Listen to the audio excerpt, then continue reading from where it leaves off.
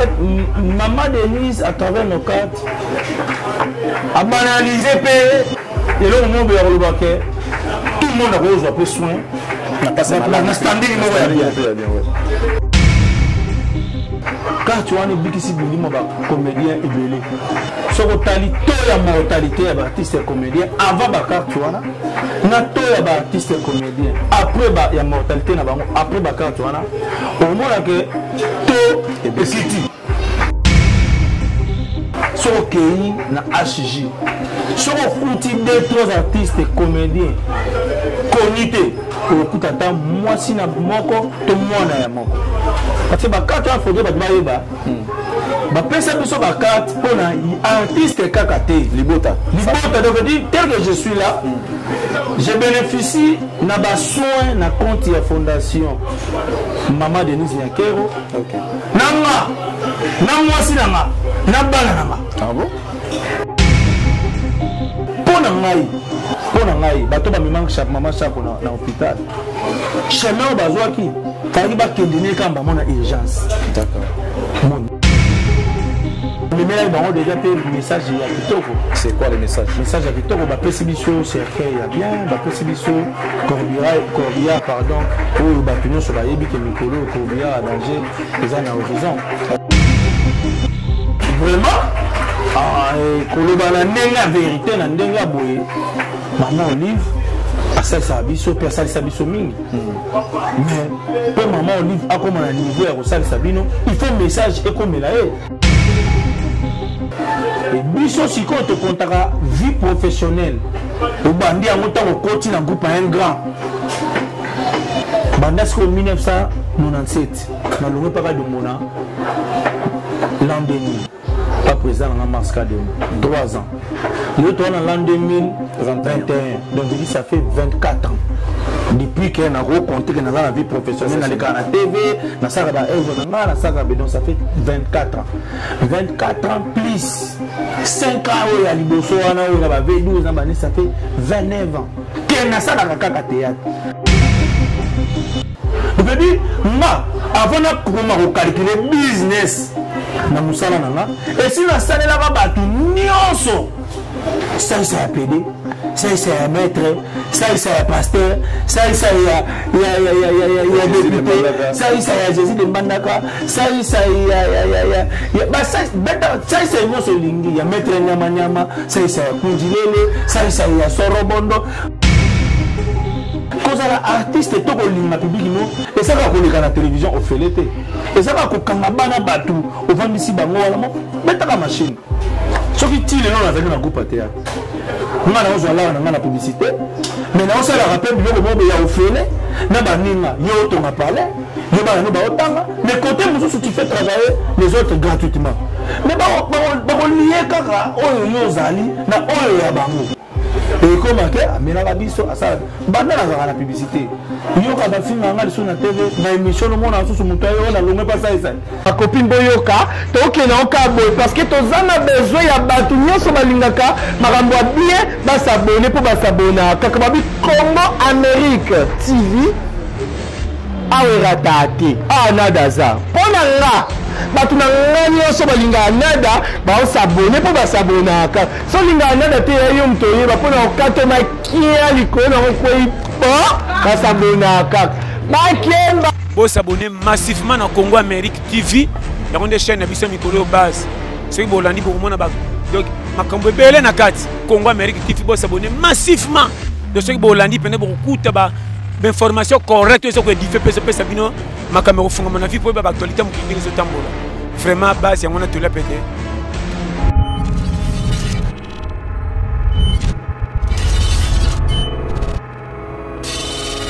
Fidèles téléspectateurs de la RTVS 1, bienvenue également à vous, chers abonnés, fidèles internautes. Vous nous suivez depuis Kinshasa, la capitale de la République démocratique du Congo. Nous nous sommes déplacés vers un artiste qui n'est plus à présenter aujourd'hui. C'est un artiste populaire que les enfants, toutes générations confondues, aiment.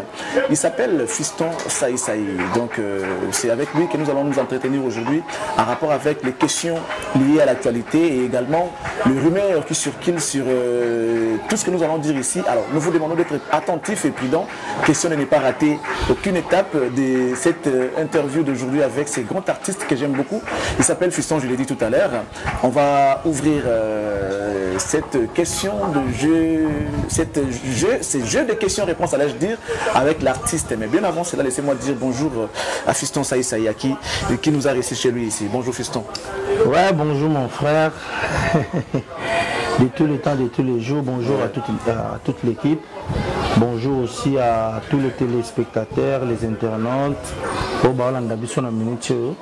on est là. Mes condoléances à l'artiste Nyonso Kofela Yabiso Maman Chako et puis mes condoléances à la famille biologique et puis à la fan Nyonso. Vous nous donnez l'occasion d'entrer directement dans le vif. On va commencer par cette information qui est d'ailleurs malheureuse information que nous avons en notre possession, la disparition de cette grande dame appelée, prénommée Jackie. Donc, mais son prénom c'est Jackie. Dites-nous un peu, Fiston, comment vous l'avez connue? Maman Chako, ça fait longtemps. Hein? Ça fait longtemps. Moi, je crois que quand on a commencé à faire des njonding, quelques njonding avec un producteur qui est aussi décédé, et qui s'appelait Vieloli, il habitait en Djili. Alors, c'est en ce moment-là que j'ai commencé vraiment à fréquenter maman, maman Chako, maman Bolingo, maman Nabiso, Basala qui Moussala, on a Liboso Nabiso. Et puis, tu as travaillé na maman Chako de Soussou, na les stars du rire, tu travailles na bango, na papa sans souci, na batu belé belé. Et puis voilà quoi. Lelo accueilli n'engue atiki biso boye na habité souvenir non ils allaient garder aïe souvenir souvenir à souka na garder zali prestation na FSI Prod na eloko tosalaki ya IGF o tosali ya souka vraiment azalaki parmi composition ya bajige o bakondanaki sai na souka so batali wana mona Maman Chako azalaki wana vraiment. On a perdu une actrice, une maman qui savait bien exécuter Barol Naï. D'accord. Voilà. Mais en termes de témoignage, s'il fallait faire un témoignage pour cette dame qui a plus de 40 ans de métier, témoignage Naïo en tant qu'artiste, elle aussi elle était grande et on a un témoignage vraiment pour Maman Chako. Oui, Maman Chako d'abord, ce qui était impressionnant, c'était son comportement. Elle était toujours disponible pour servir Nabaninga, Naba producteur, Namusala Nae. Maman Chako, en étant même malade, elle est allée tourner avec la duchesse, avec Maman Florence. Elle était malade. Elle était malade. Ok. Oui. Donc, à Québec, tourner, santé Zagui bien mais quand même à tourner, duchesse dans la image. Et Maman Chako a occupé génération avec le Ponaté. Maman Chako a joué dans Batunios. Maman Chako, en étant une mère, mais elle savait vivre avec les artistes comme une actrice. Tu vois, elle ne regardait pas l'âge, elle ne regardait pas carrière naïe. Pour elle, elle était une actrice tout court. Elle blaguait même avec les jeunes, même avec le vieux, pendant le temps de repos sur le tourner. Tu sais qu'il y a d'autres, bon ça n'est blague, c'est parce que ceux qui écoutaient la moussala, il y a mais elle, Maman Chako, elle était vraiment, Maman Mora, il y a qui seka, il y a qui blague, on rigolait, on s'amusait. Vraiment, c'était une vraiment maman bien. Nous sommes venus nous procurer de cette situation auprès de vous, Toyo, qui selon parce que nous, on doit vérifier l'information. Vous êtes parmi des sources autoroutes de l'information sur cette histoire des cartes. Il y a une carte qui va passer pour la mutuelle de santé. Carte de santé. On va passer dans la fondation, je ne sais pas, Maman Denise. Et les lots Balobi, il y a un monde des alliés parmi la cause où il y a parce que le jour où il s'est présenté à l'hôpital, le fait que pour l'hôpital, il y a le traitement, il y a fait on l'a laissé traîner, aussi après Qu'en est-il de cette histoire des cartes? Parlons de nos cartes de santé. Moi, je peux dire qu'à moins que quelqu'un ait de mauvais esprits, à moins que quelqu'un ait un méchant jusqu'à tel point que pour moi, on a ma carte, on a et là, on pas moi. Aujourd'hui, même dans le standing, il y a l'hôpital, on a le HG. Il n'y avait pas tous les comédiens qui s'hasardaient passer là-bas pour prendre des soins. C'est-à-dire, on a, en fait, Maman Denise, à travers nos cartes, a banalisé, et là, au moment où tout le monde a reçu un peu soin. La standing, il bien. Oui, avant la carte, tu as un hôpital, tu as un hôpital.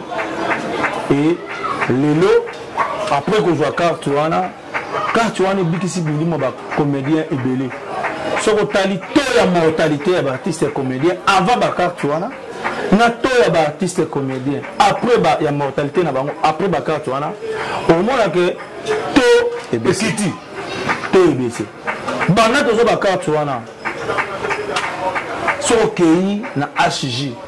Sur outil deux trois artistes et comédiens connus okutata mwasi na moko to mwana ya moko parce que ba carte ya fodo ba bayeba ba pesa biso ba carte pour na artiste kakate libota donc dire tel que je suis là je bénéficie na ba soin na compte ya fondation Maman Denise Nyakero nanga na mwasi nanga na bana nanga ah bon donc lelo Nancy Banda, au monde à la carte, tu vois, on a pesa biso. Vraiment, ça dit que tous aura besoin. Peut-être une négligence et qu'on aux ala, na niveau de l'hôpital, tout na niveau de malade. Négligence, on a tout lié à mon carte. Tout lié à mon carte. Donc, comment vous allez expliquer Moutakomi hôpital selon les rumeurs? À combien de 10 heures, aussi à 16 heures. Dans le but, négligence, il y a hôpital. Ok. Ils sont liés à la carte. Ils sont liés à la carte. Pourquoi comme on a hôpital, jour où on a hôpital, il y a bâtiment, ça peut être incompétent, il y a un hôpital, il faut monter à la incompétent. À la compétent. Compétent. Mais il y a comme un bâtiment incompétent. D'accord. Ah non, il faut monter à la compétent. D'accord. Donc, il y a Corona, et ça, ma belle makasi pour l'hôpital. Mon Charlie Prince, mon frère, na beti sumbela o na bina l'État amekana nous kotombola médecine ya mboka na biso. En quoi faisons? En dehors ya ba privé. En quoi faisons? Veut dire kotombola ba hôpitaux zanani ya l'État. OK. Veut dire mutu fa ke na privé par rapport à Roluka peut-être standing na ye to nini mais soit les alelo ko moko te que l'État akiti ba privé communauté supérieure. OK.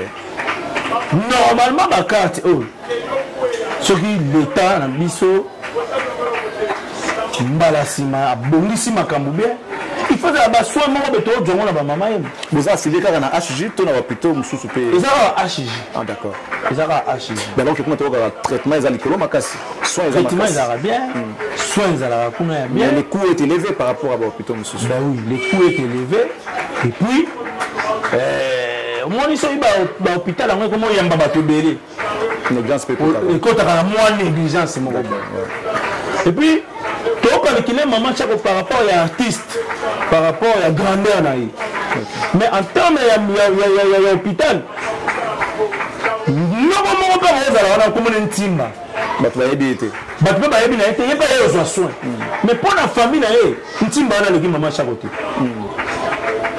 nayebi te naoloba de temps tokomana na bahôpital esengaka ya moko boye faut vraiment ozala na mutu moko boye oyo non seulement aza koaccompagne lokola ndeko na ye mais atrace mpe quand même bachemin mosusu oyo eza ke bakoyamba mpe mutu par rapport na rapidité par rapport a ka na ye oyo ye ayebi omoni mpo na ngai bato bamemaka mama chako na hôpital chemin oyo bazwaki faki bakende na ye kamba mo na urgence moni faki bakende na ye na urgence bana moko mais bon yeba maladi mosusu ezalaka bomona kaka bon ayoka ye mpasi yango toyaki nango balongolaki toye na ye kaka bakosoigne ye tokozonga or nzambe mpe aza na lolenge na ye akumba makambo lelo on ne voit pas aujourd'hui, c'est vrai, les temps aussi, les choses ont changé, mais l'implication, il y a Fiston Saïsaï, on ne sent pas, c'est comme si vous n'êtes pas là alors que vous êtes là, on ne sent pas. L'équipe précédemment, les équipes nous ont mobilisés, entre, je ne sais pas, au four au moulin, au bunda, des fois, on la poche, on a organisé. Qu'est-ce qui fait que tout le monde a un petit recul par rapport à cette situation qu'on a connue avant avec Fiston Saïsaï? Non, je suis toujours resté le même. Mais sauf que na ba comportement moko mususu ezate na ba kanyo chez arandé monté. D'accord. Maman Chako vraiment ce n'est pas n'importe qui. Maman Chako déjà je vous dis que azamba ya mobo même na ba obsèque na il faut ba prévoir cérémonie ya repé sa médaille. Maman Chako vraiment azali parmi ba maman oyo ba sali musala ya ko sepelisa batu na art na mboka na biso. Donc, toi, maman, nous sommes au niveau de la biche, tout au côté, na niveau de la mais tout à l'heure, sur ta vidéo, on a des réunions. Ok. Toi, la réunion, on a que la cona. Et puis, dans le ménage, on a déjà fait le message à Kitoko. C'est quoi le message? Le message à Kitoko, bah, Pessibicho, cercueil, il y a bien, bah, Pessibicho, Corbillard, pardon, ou Bapignon, sur la Yebi, Mikolo, Corbillard, à danger, ils ont un horizon. Ok, horizon Massamba. Donc, on a un horizon Massamba, horizon. Funérailles. Ouais, funérailles. Bango, Bazoucha, Joana, il y a horizon funèbre, c'est tout. Funèbre. Horizon funèbre. Il y a Maman Denise Nakiro qui est la première dame, qui vous accompagne. Dans la démarche, on a une carte de santé, enfin, il y a prévoir, pour prévenir, qui est une bonne chose. Mais également, il y avait une dame qui était, je ne sais pas si elle est toujours à côté de vous, qui est Maman Olivier, qui était toujours là. Lorsque vous avez un problème, elle venait toujours vous soutenir. Quelle différence faites-vous entre les deux? Non, il n'y a pas une barrière pour empêcher à quelqu'un de faire du bien. Tout dans la barrière, Soki maman Olive Sikazali a sepeli à celle Sam. Est-ce que biso photo intercalant pour pouvoir voir la différence? Il y a beaucoup de non mais tout le temps la différence. Moi la rappelle pas polémique qui a pas bilo raboité. Parce que tant qu'il y a pas de différence on continue la polémique. Mais vraiment koloba na ndenga vérité na ndenga boye maman Olive asal sabiso pe asal sabiso mingi. Mais pour maman Olive a comme un niveau à Rosal Sabino, il faut un message et comme elle est. Ok. Vous comprenez? Il faut vraiment parce qu'elle était la première dame. Elle n'avait pas, pas facile aussi. Le bébé, pour le repérer, c'est information.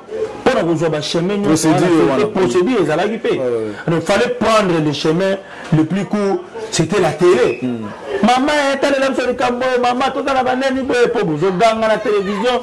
Tu beaucoup de messages comme elle a raillé. Tu as intervenu. Et puis malheureusement, Aniti, Ayaka Kaka, celui qui est commis grave. Oh, les façon de communiquer, tant que vous avez un problème, commis grave, bien de communiquer, ma chemin à la télé, peut comme elle a. Maman Denise, en étant prudente, pour ne pas. Tout comme on a un cas grave, bon, et comme on a un du Cambo, bon, banane, tout passe.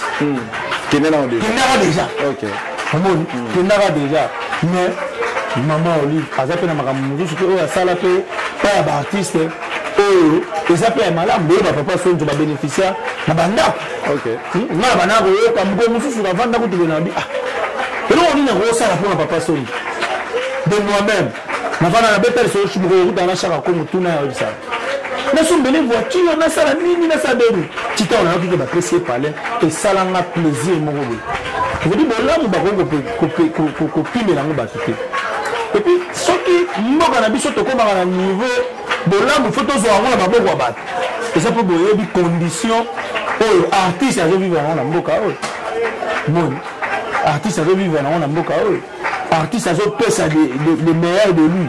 Mais la structure au fond et ça la gagne pesa na basubasima moya makasi. Tant que la structure wala la mukité. Tant que bato ba devoir artiste ba pesa ba devoir na été. Ba devoir na été. Mais si artiste peut moyen ça ba devoir na exact.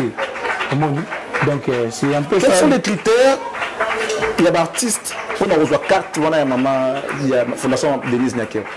En tout cas, il y a un critère. C'est tous les artistes ou bien une catégorie d'artistes. Il y a qui listing mori kotaki.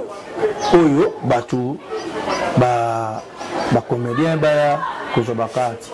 Quand on a mamba polémique au cas n'importe tolo belango. Il y a un artiste mususu pe, bacha epe azo akati. Na boya la eh. Kwa mta kote kuna. Amina ngamta mama oli. OK. Mais je peux pas maman lui. Ngai, là on a muta Congo. Congolais, Congo, ce que je sais faire, c'est de servir mon pays, c'est de faire rire. Bien. C'est de faire rire. Ça va battre ne balinga kozwa mutu, na ba sport na ye, na ba talent na ye, au tchè la poche. OK. Moni. Donc voilà. Alors l'autre vendu à toi pendant ngai. Ça fait 11 ans que dans une aventure. Il y a aussi là qui est avant d'abord. Et ça c'est pas une histoire d'aujourd'hui. Mais au moins, Moutou a eu fort, il y a 11 ans. Avec Moutou, il a salé l'air. Et puis Moutou, il est content. Et après, quand vous allez, le football va TV, bon, on a 10 spots publicité, bon, il y a ça et ça. Mais bon, on dit matin que Azara bien.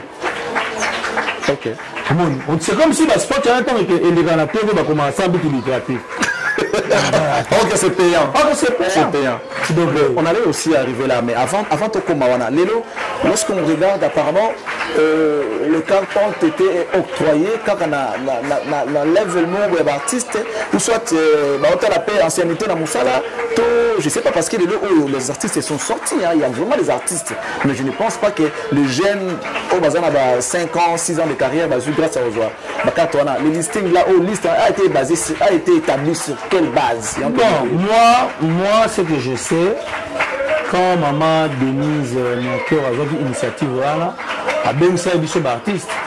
Et le boyebi qui est vu dans le Masumu, Réserve Lombe, en termes administratifs, bangonde va gérer abisso. Attention au sali association Rabino, il y a ceux qui n'aiment pas. L'association officielle,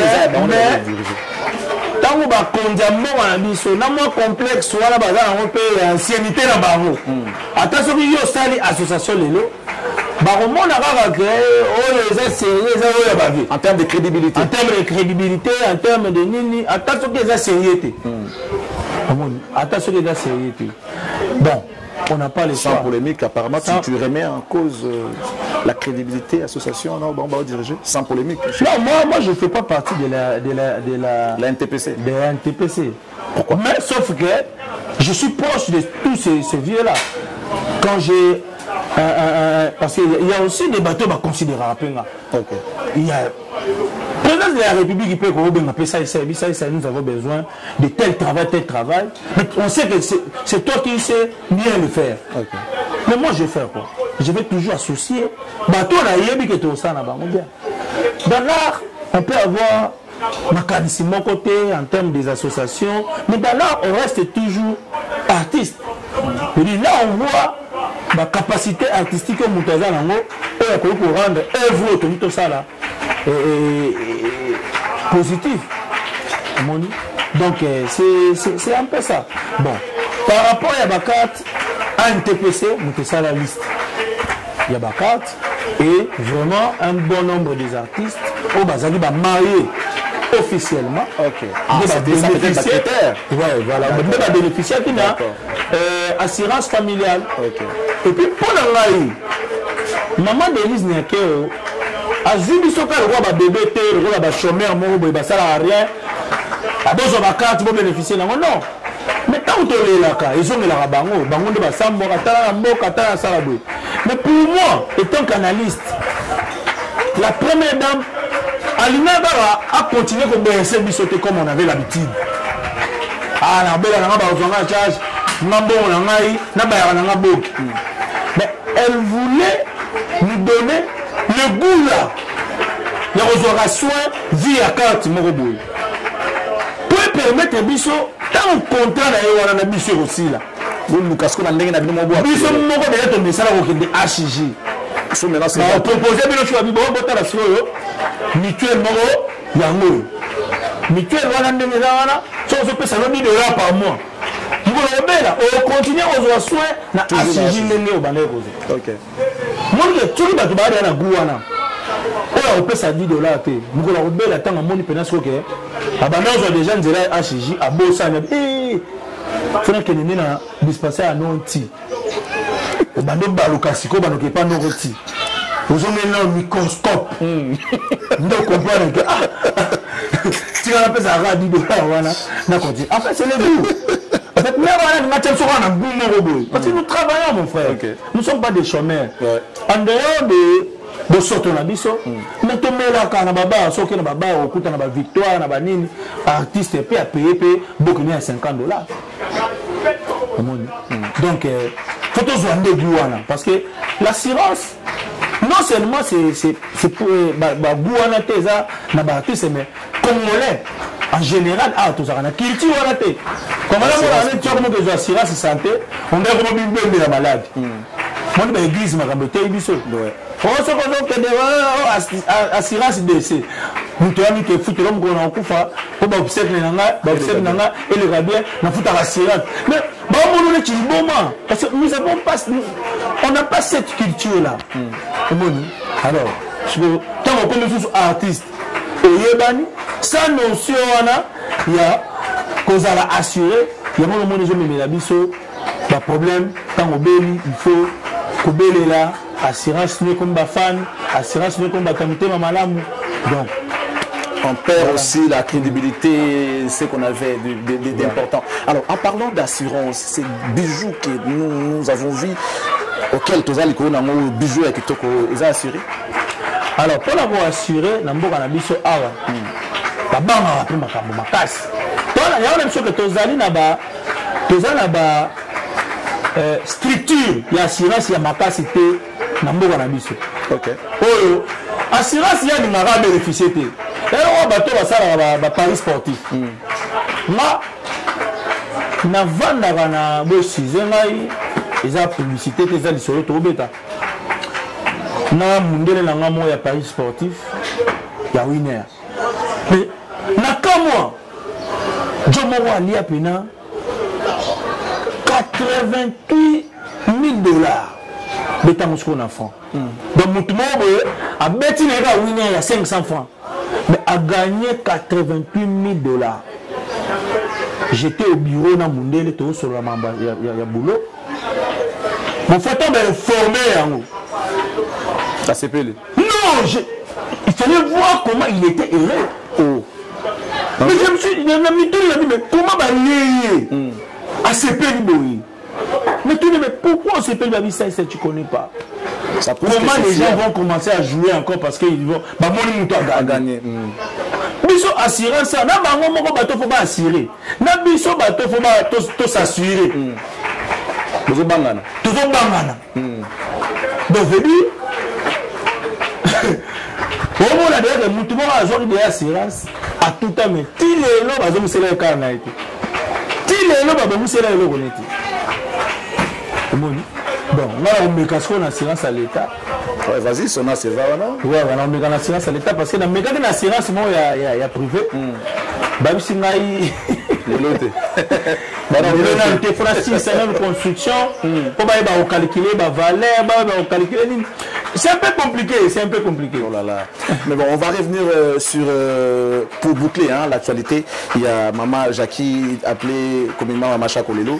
Quels sont les programmes? Jusque-là, le programme les a déjà ou bien... Ben, c'est tout à l'heure qu'on va faire le point final. Ok. Donc, on a vidé, on a des réunions, famille biologique, vous, famille artistique, il y a une communion parce qu'après, tu as une famille, moi, côté de moi, divergence, on a des différences. Bon, pourquoi que ce beaux-arts ensemble étaient, ils attendent, mais ils ont un bon temps, et là, au moment où ils ont beaux-arts, pas toujours ensemble. Ensemble, oui. C'est important. Il faut tant et comme en rappelant que Makambu Yango est bon organisé, si quoi. Donc, mon événement, nous remontons à la famille, la $600. Mais les artistes, c'est pas c'était à 3000. Tout le monde a que ma famille va tirer. Tout le monde a.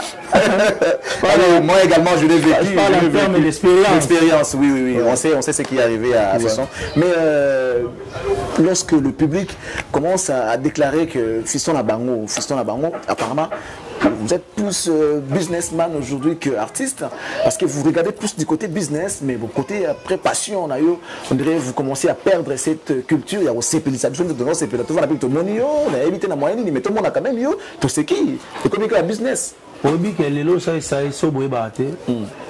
C'est l'artiste le plus diffusé. En termes de business, publicité, oui. Ben oui, mais mon frère, tu veux dans la le plus diffusé, en termes de quoi?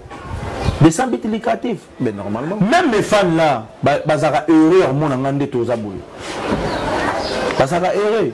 Mon frère, il ne faut pas qu'au boss que tout ce qu'on fait, il faut regarder aussi l'aspect business. Ok. Vous avez dit aussi aspect business. Aussi veut dire. Mais pas seulement business. Aussi veut dire, j'ai servi côté. Mon frère, tu sais, moi j'ai combien d'années de carrière? J'ai quel âge? J'ai combien d'années? J'ai commencé le théâtre. D'abord, si on a joué dans nous, le théâtre Nabiso, tout bandana, il y a beaucoup de monde, il y a V12, il y a Pakalo, l'an 2002, 1992, pardon. 92, ouais. Donc, après 5 ans, en 1997, nous ne adhéré pas à Kadiombo. Et Biso, si on te compte vie professionnelle, au bandit, en montant au côté d'un groupe un grand. Bandasco 1997, dans le pas de Mona, l'an 2000, pas présent dans la masque de 3 ans. L'autre en l'an 2021, donc je dis ça fait 24 ans. Depuis qu'on a rencontré dans la vie professionnelle, dans la TV, dans la donc ça fait 24 ans. 24 ans plus 5 ans où il y a Liboso, ça fait 29 ans.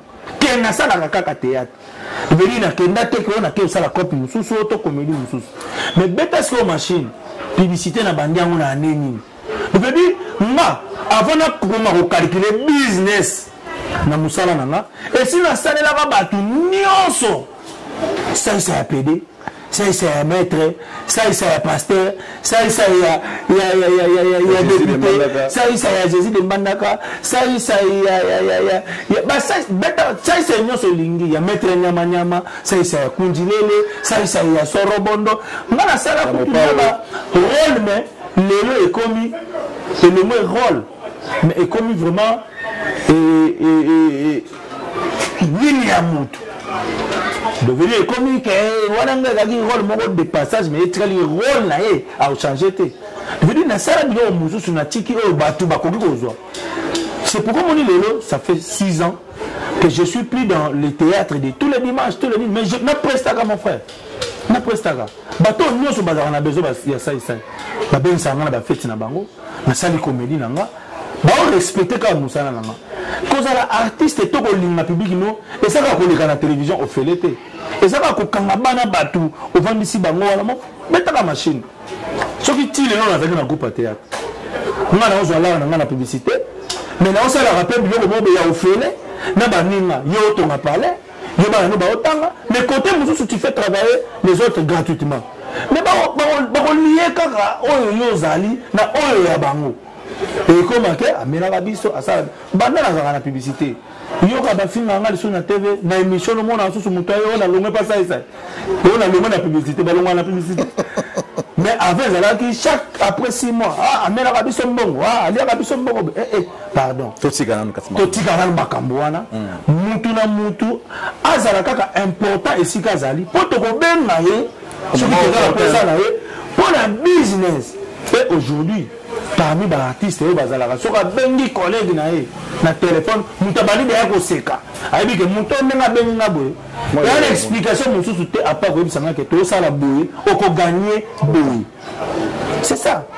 Il faudrait pas quand on est temps ezalaka moke temps eza ebele te nga mokili boye temps ezalaka moke chaque jour compte chaque heure eza utile mpo na yo mais yo soki otango olekisa nano temps mpona olingi kaka osepelisa bato nga nasi nasepelisa bato epuis na okontinue kosepelisa bango mpona perdre côté humoriste te yango monaka na bapub na nga nasalaka tu ezala lokola moto atali théâtre so otali babiloko ba IGF wana omona neti otali série mobimba soki ya 5 épisodes il faudrait pas qu'on asalela bato eloko moko boye faut ezala 1 heure du temps faut ezala ezwa bato 6 mois po bacomprendre kaka na suka ndeke banalobela nde mombongo ya leta mais naosala eloko moko boye à 1 minute 30 secondes bato bamoni nde bato bapesa biloko ya leta bato bamoni nde baosala epuis bamoni bakangi ye point te oyo etikali na katikati ene ezalaka motu moko azokendaka makolo botie musique elie mwa 5 minutes motu moko azokendaka banini mama moko boye aye tuna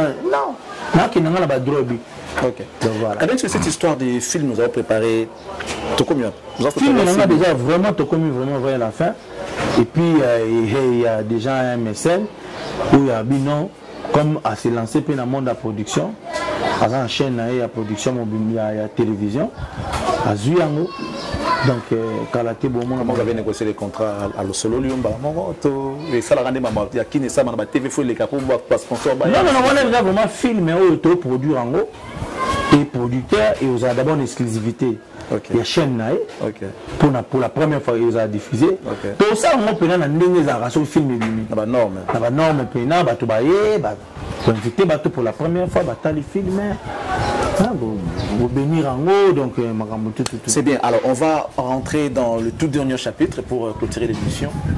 Cette histoire avec tiraillement avec les médias, qu'est-ce qui s'est passé réellement? Parce que après on avait reçu quand même des SMS de la part de confrères du genre on doit saboter les histoires de Saïsaï parce qu'il a manqué de respect à la presse. Bon, nous on ne voulait pas rentrer dans ces jeux sans pour autant venir voir les concernés. On est venu pour nous procurer de cette situation. Qu'est-ce qui s'est passé réellement avec la presse et c'était quelle presse que vous avez les problèmes avec?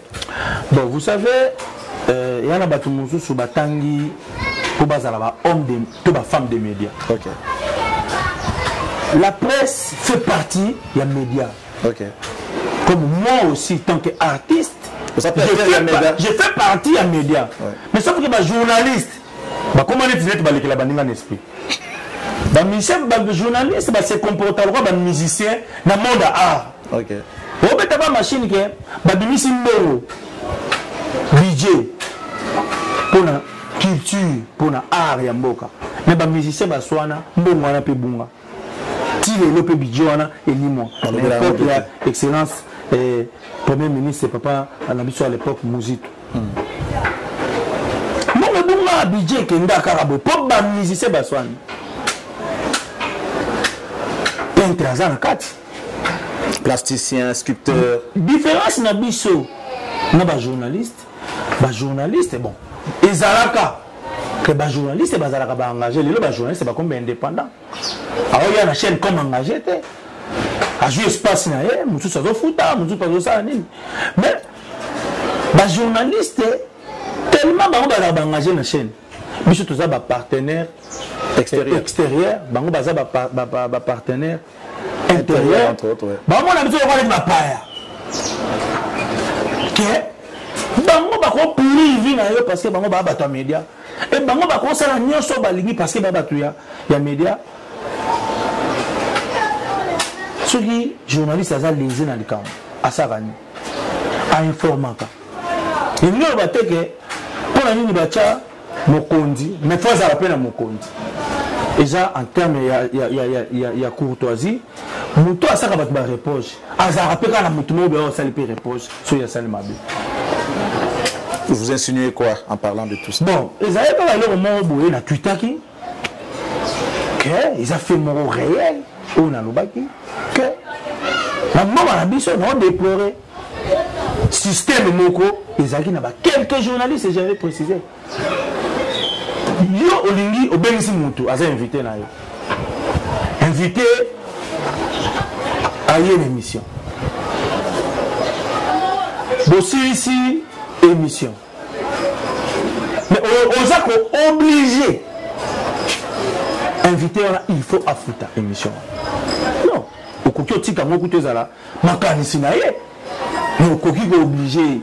Au coquille, obligé. Donc, l'an 2021, tout tika comportement.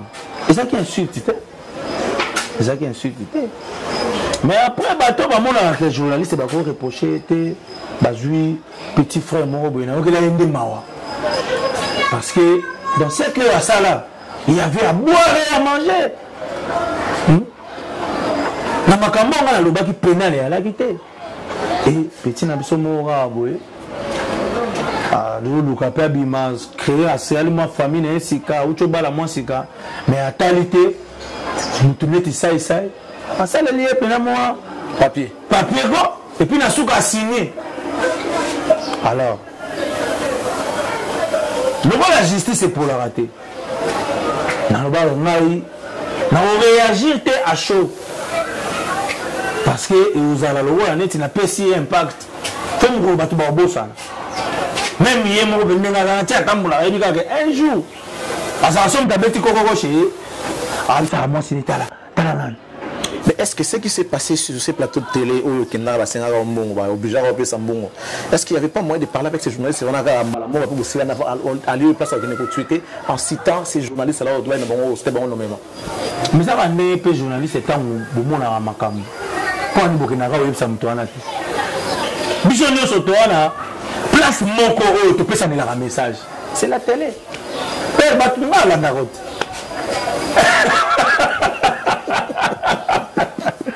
Non,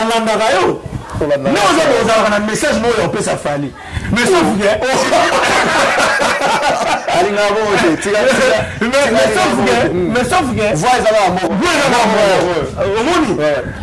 mais ça devient compliqué lorsqu'on n'a pas l'accès à Moutou facilement. Mais Moutou, déjà. Ça fait longtemps que nous avons. Mais les histoires qui se passent, il y a quand même de quoi on peut venir à la télé pour donner certaines directives. Mais oui, mais on peut toujours tweeter pour ne pas. Parce que. Même pas les aider directement. Non, pas les aider directement, mais tant que comme système. Ok. Moi, je parlé de système. Pour le mieux, tu as quelques journalistes au Sitagi Bango. Oui, la Sitagi Bango. Sitagi Bango. En RDC, quelques journalistes. Ah, d'accord. Mon sans citer. Ok, je comprends. On a compris que ça zardé que citer comment battre ouais. Là, moi, conseil, mon pas, bien, c'est très bien, Fiston Saïsaï, que nous aimons beaucoup.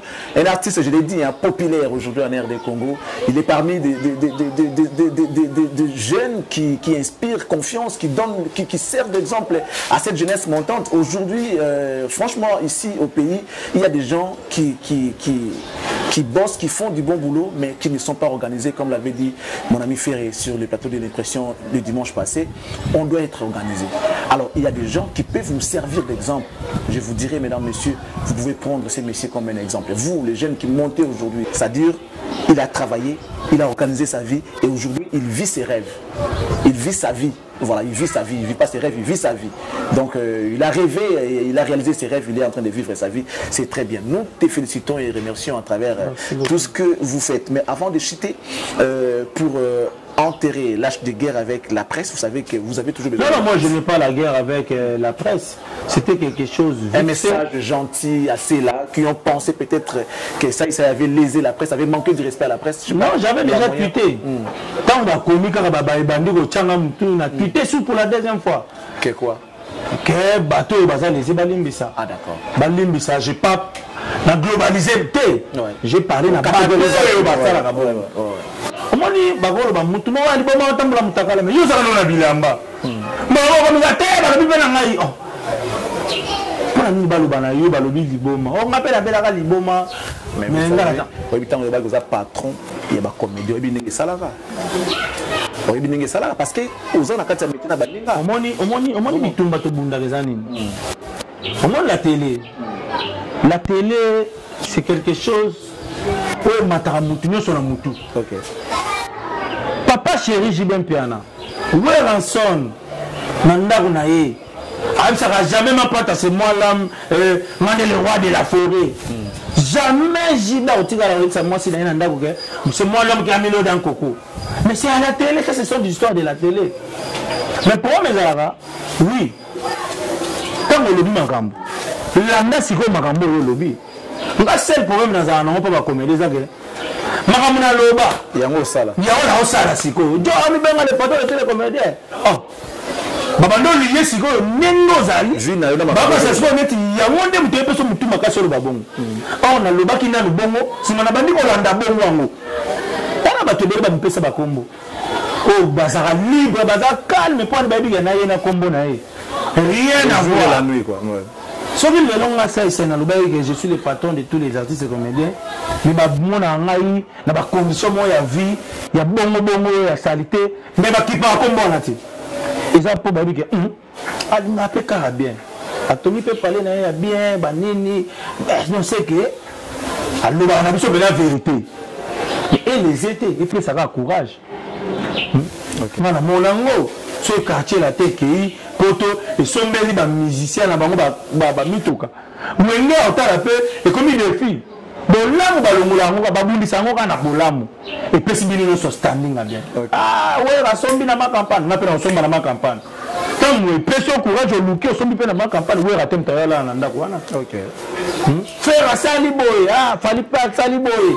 Kingana sali boy. Faire quoi sombi parler, fallait sombi parler concurrence wana. Na suka film tomba ovanda. Tomba polémique aussi là.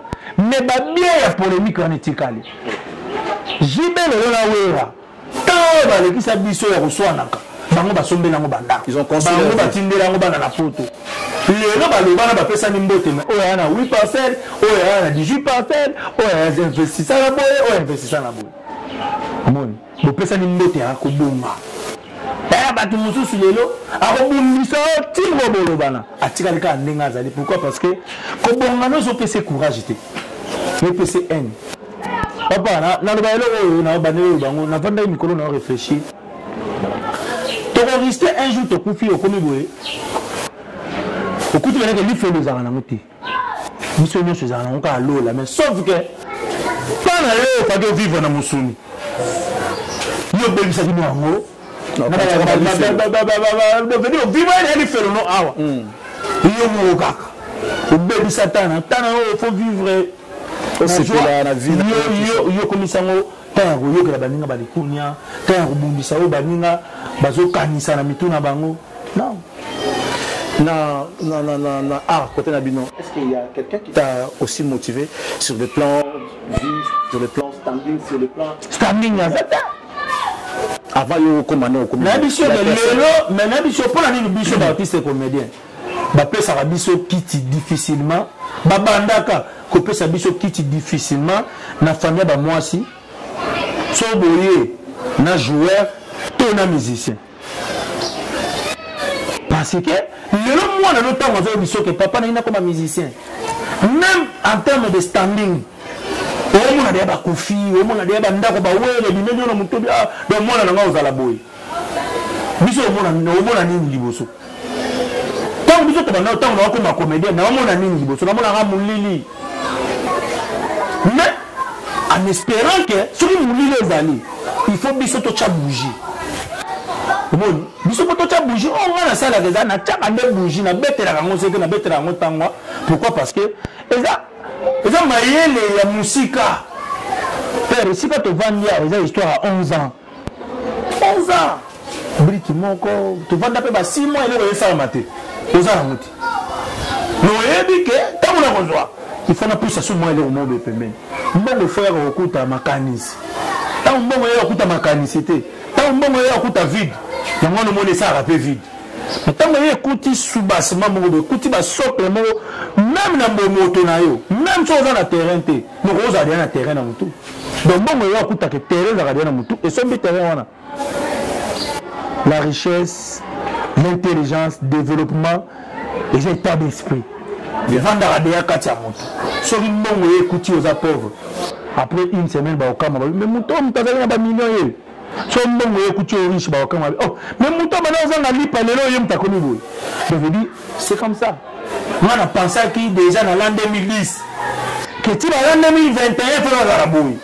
Mais est-ce que nous tous pensé le roi Ngali Loazali? Parce que Batman pensait que Azara le roi Ngaboye, mais dans 2 mois, dans 3 mois. Donc c'est un peu ça mon frère. Donc c'est tout à fait normal. On a ça fort que même Baninga n'a pas bayara balbara que oui ya. Ba comment to habiter. Bon donc ça m'a bagé. Mais vraiment autominda ko ko mutayiba mbongo à l'état. Donc on a tiré au sala dans l'état tamgolo moto. Sinon, il fait un l'évangile, vous ne pouvez pas le trouver qu'à l'église, comme dans cette émission par exemple. Tout ce que l'artiste a dit, c'était aussi à sa manière une façon d'évangéliser. Il a donné du courage à ceux-là qui voudront être comme lui, qui voudront rêver de leur vie.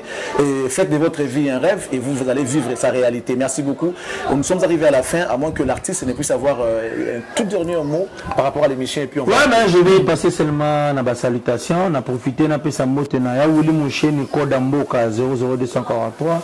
Na Dijon ici Gazali kuna na mona ba Alibola ba Benjoli kuma poto na poto ba Guilain Vutu na mona Fiston Zala mon ami bandeko nyonso ya Dijon. Vraiment je suis ensemble avec vous malgré ba Covid banini tête ndai maboko bank mon boss ya maman Rachel Futa ma bossanité hein mon boss Eric Mandala ya maman Maria Piron boss Nangai Cédric Banza, mon ami petit boss, un petit patron, 11 Swasitou, on a passé la motatro. La bosse à Julien Mala, na Jobo, on a passé la motatro, on a passé la moté, na batunion sur Balandi, Bisso, émission na yande konanga Charlie Prince. Impression, na yande konanga Bisso, azo réalisé Bisso Amoros. Je suis mon ami personnel Aboubakar Lyon Nzambi Bamungwabi. Donc vraiment battu sur Rolandi Bisso, nous avons un BLT. Je peux suivre un grand merci. Abedachou.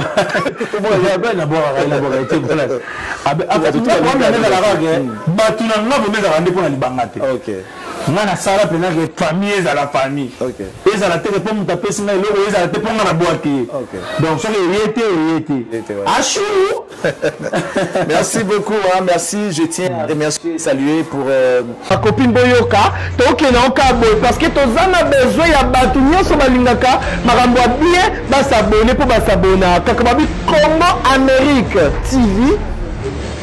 Awera date. Ah nadaza. Pona nga batu na ngani oso balinga nada ba s'abonner pour ba s'abonner aka so linga nada te yo mtoye ba pona okato makia likona ko ba s'abonner aka makemba bo s'abonner massivement na Congo Amérique TV ya konde chaîne na biso mikolo base c'est bolandi pour mona ba donc makambo belé na kati Congo Amérique TV bo s'abonner massivement de ceux bolandi pene pour kuta ba information correcte sur que diffé PCP Sabino ma caméra fonga mon avis pour ba actualité mo kindingi zo tambola vraiment base ya mona to la pété